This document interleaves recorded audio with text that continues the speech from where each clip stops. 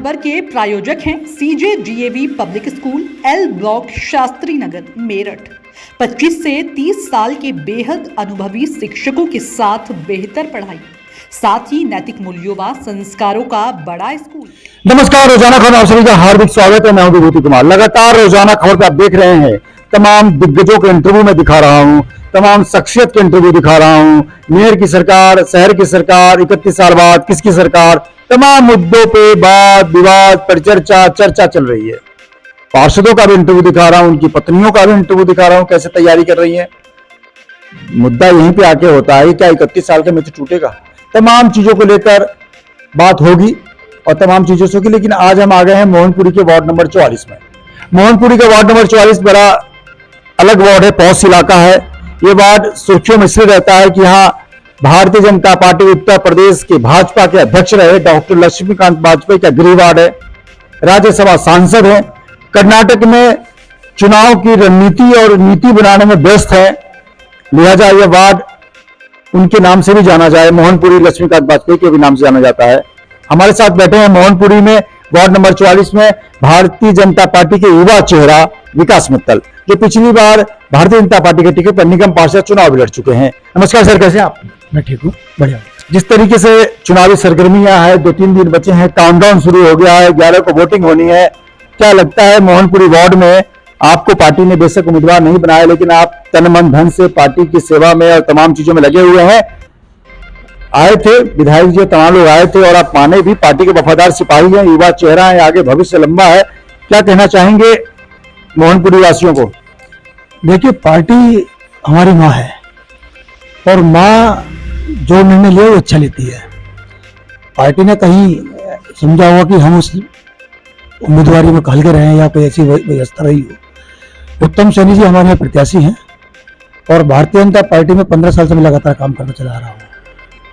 उसको देखते हुए मेरे छोटे भाई ने उत्तेजित होकर पर्चा भरा था, जिसको मैं बिल्कुल इच्छुक बर्दाश्त नहीं कर पाया। मेरा खुद मना किया कि नहीं भरा जाएगा पर्चा, लेकिन वो घर परिवार की सहमति से भरा गया। फिर हमने उसको वापसी कराया। विधायक जी ने भी आए थे, महानगर अध्यक्ष जी भी आए थे, विधायक जी भी आए थे, करुणेश जी भी आए थे। तो आदरणीय परिवार में जब आए तो फिर उनकी बात नहीं की जा सकती थी और मैं भी नहीं चाहता था कि चुनाव लड़ा जाए, और भारतीय जनता पार्टी से गद्दारी करना हमारे बस का नहीं है। इसीलिए हमने पर्चा वापस करा के भारतीय जनता पार्टी को विजय बनाकर इस बार से भेजने का संकल्प ले रखा है और उत्तम सैनी को भारी मतों से जिताकर नगर निगम में भेजेंगे, ये हमारा वादा है आपसे। भाई कहीं ना कहीं कुछ मलाल तो रहता ही है और ये बहुत अच्छे सिपाही हैं, सच्चे सिपाही हैं विकास मित्तल, जो पर्चा वापस लिए, पार्टी की को मां समझते हैं। बहुत लोगों ने तो पर्चा वापस भी नहीं लिया। तमाम लोग मेरठ में बागी उम्मीदवार के रूप में, भाजपा के बागी उम्मीदवार में चुनाव लड़ रहे हैं। 53 में भी संजीव पुंडीर हैं, तमाम लोग हैं, जो बहुत सारे नाम है, कहाँ तक नाम लिया जाए, लेकिन ये सच्चे सिपाही हैं। पार्टी के शीर्ष नेतृत्व महानगर का मुकेश सिंघल, महानगर अमित अग्रवाल जी, लक्ष्मी करुणेश नंदन गर्ग, तमाम लोग आए थे और इन्होंने अपना परिवार मानते हुए आप इनके भाई का पर्चा इन्होंने वापस करवा भी दिया है। क्या लगता है सर, अंकगणित और गणित और ज्योमेट्री सारे मिला दिया जाए तो क्या रणनीति रणनीति लगती है यहाँ पे?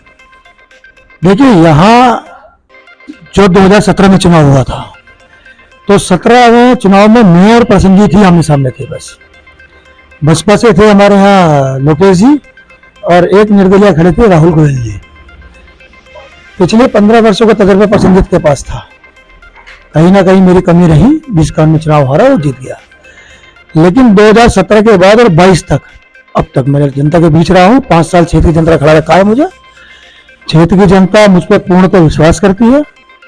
उनके सुख दुख में हमेशा खड़ा रहा हूँ और आने वाले 5 वर्ष भी खड़ा रहूंगा, सब सच्चाई दो रहे।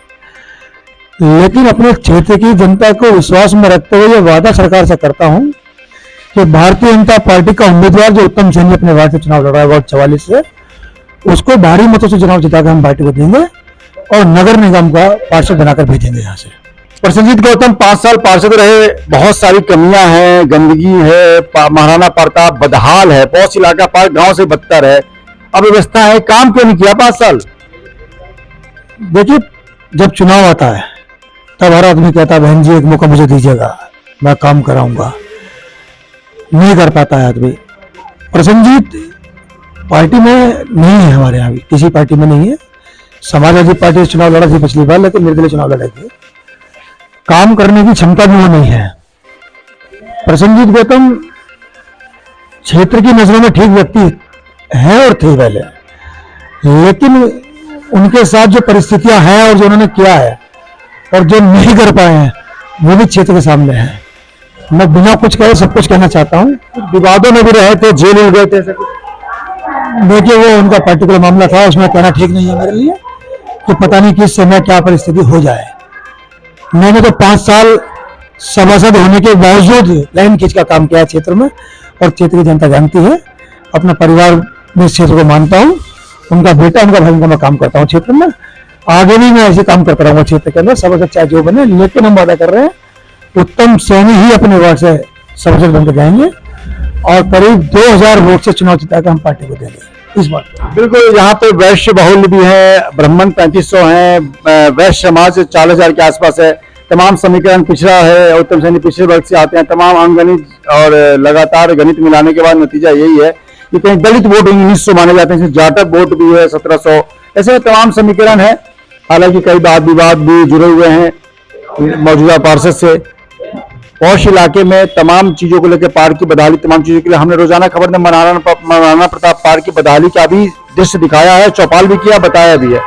तो विकास मित्तल है और लगातार पार्टी के साथ खड़े हैं, और इनका इंटरव्यू लेने के पीछे एक मंशा ये थी कि टिकट न मिलने से कहीं ना कहीं ये कहा जा रहा था कि ये अंदर से अनमने ढंग से है, लेकिन बिल्कुल पार्टी के वफादार सिपाही के तौर पर इन्होंने अपने आप को पेश किया है।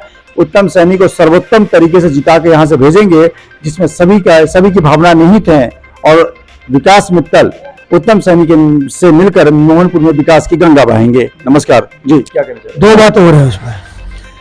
आज हम पार्टी से रूठकर या उत्तम सैनी के टिकट से रूठकर अपने घर बैठ जाए तो हमारा मेयर भी चुनाव लड़ रहा है। भारतीय जनता पार्टी का सिपाही अपने व्यक्तिगत निजी काम को छोड़कर पार्टी के काम में लगता है। तो हरिकांत अहलूवालिया जी को जिताने की पूरी रणनीति तैयार कर रखी है? बिल्कुल 1,00,000%। अभी हमारे पास कल किसी का फोन आया था कि शायद समाजवादी पार्टी चुनाव जीतेगी। मैंने कहा हो सकता है तुम्हारे यहाँ जीत जाए, लेकिन मैं सुबह के नाश्ते में भारतीय जनता पार्टी को जिता कर भेजूंगा अपने वार्ड से।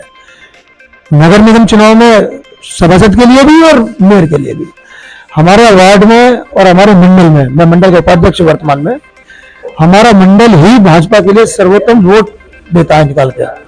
हमारे पास टीम है, 150-200 लोगों की टीम है जो काम करती है वोट निकालने का। क्योंकि हमारे यहाँ का वोटर जो है निकालना पड़ता है घर से, उसमें हमारी टीम बड़ी सफल है।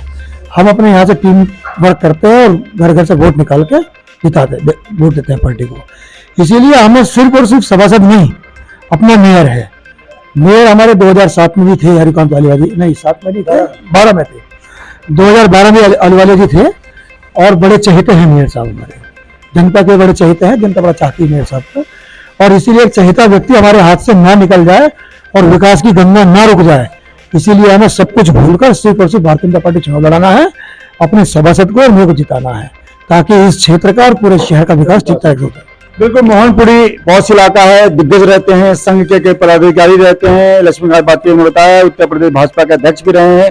तमाम समीकरण और जिस प्रकार से रणनीति और नीति बन रही है उस हिसाब से है कि बहुत बाहुल इलाके में पिछली बार जाटक समुदाय का व्यक्ति पार्षद बना जनरल सीट पे, तो इस बार कहीं ना कहीं गणित और अंगणित का समीकरण क्या बैठ रहा है ये तो आने वाले 13 तारीख को पता चलेगा। लेकिन जिस तरीके से वैश्य समाज में ओबीसी मिलकर और तमाम भाजपा के वोटर मिलकर नई समीकरण की जो गाथा लिख रहे हैं उसमें कितना सफल होंगे तो आने वाले 13 तारीख को पता चलेगा। नहीं, विकास मित्तल 100% उत्तम सैनी के साथ हैं और पार्टी के साथ हैं और रणनीति और नीति बनाकर सुबह के नाश्ते में कह रहे हैं कि हम जितवा देंगे।